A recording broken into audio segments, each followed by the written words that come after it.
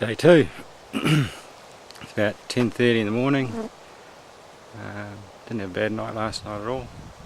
Just a bit sore in the morning from sleeping on the, not really the ground, but it wasn't that soft. I've got a couple of things planned for today. First thing I'm going to do, I spent some time this morning going over my map. So I'm going to go off the trail, which you're not really supposed to do, but follow a magnetic bearing 138 degrees. That should take me in about 4 kilometres to intersect with another track. Then I'll follow that one up to Bridle Gap. Then I'll follow the trail all the way back. Won't do the same thing on the way back, just come back via the trail. And then if all that goes well, I might have a look at St Mary's Peak.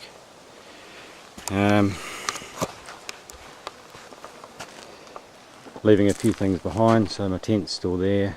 I've left some water in there, some food in there, and a few clothes. Just things that I won't need. I've got plenty of water on me, plenty of food, still got my cooker and everything if I need it.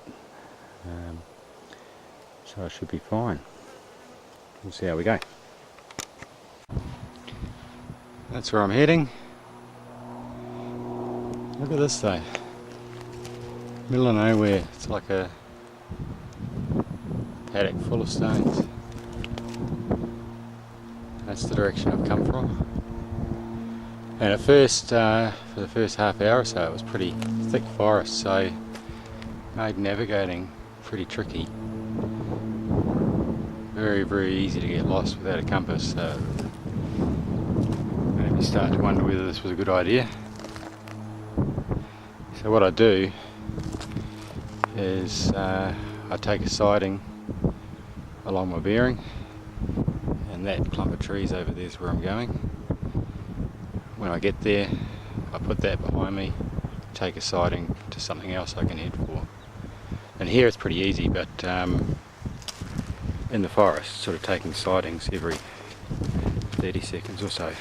And sometimes you can't walk straight there, you sort of got to walk around it and keep your eye on the tree that you're aiming for.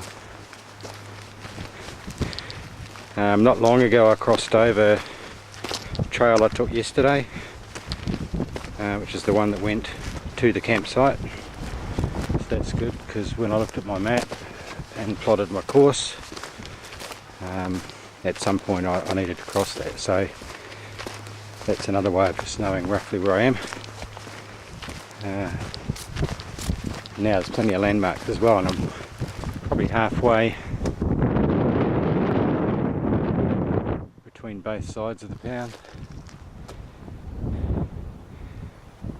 and heading roughly south.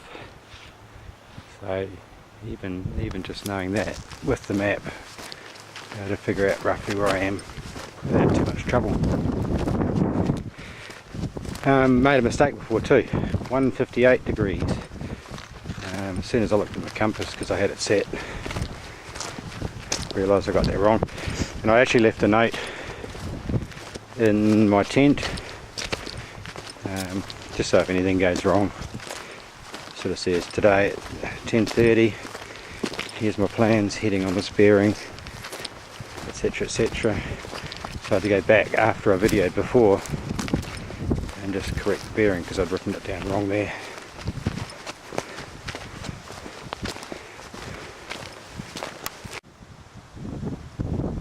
I just came out from that way, and here's the track. And then right here, Bridle Gap, 3 k's. So just check my map. That means I came out pretty much bang on where I wanted to. So it's a pretty good feeling to be able to do that. Still on the way to Bridle Gap. Less than a kilometre to go now. So getting up higher. And the track's quite different now too. It's very rocky. And beautiful day. Missing that sunscreen, damn it.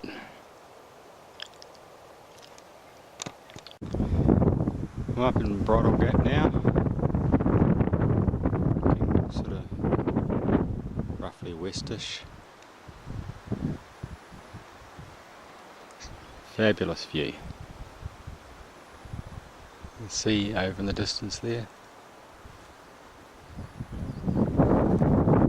And the trail continues down that way, out of the pound. I'm not going that way. I'm going back the way I came.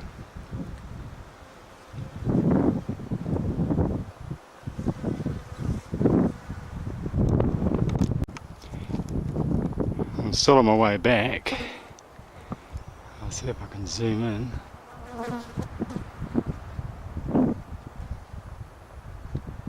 It's hard to see on my screen if I'm pointing at the right thing, but that.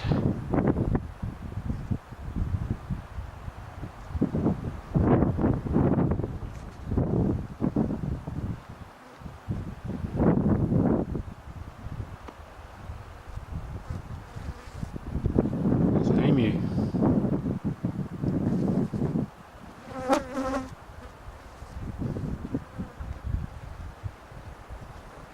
Moving all over the place because I'm zoomed in so far.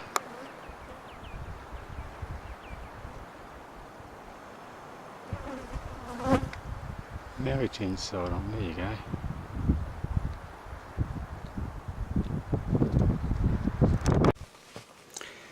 It's about 20 past 4. I've been back here about 10 minutes. So it gets dark here about 6:30. It'll be night time. So not really any time to go to St Mary's Peak today. On top of that, one of my feet started to blister up as well, so I really need to give that a rest. And hopefully do St Mary's Peak tomorrow. And I'm not sure what else. Did about 17 k's today. About 15 yesterday, so 32 all up. I've got to figure out really what I'm doing tomorrow. So that's one of my jobs for tonight.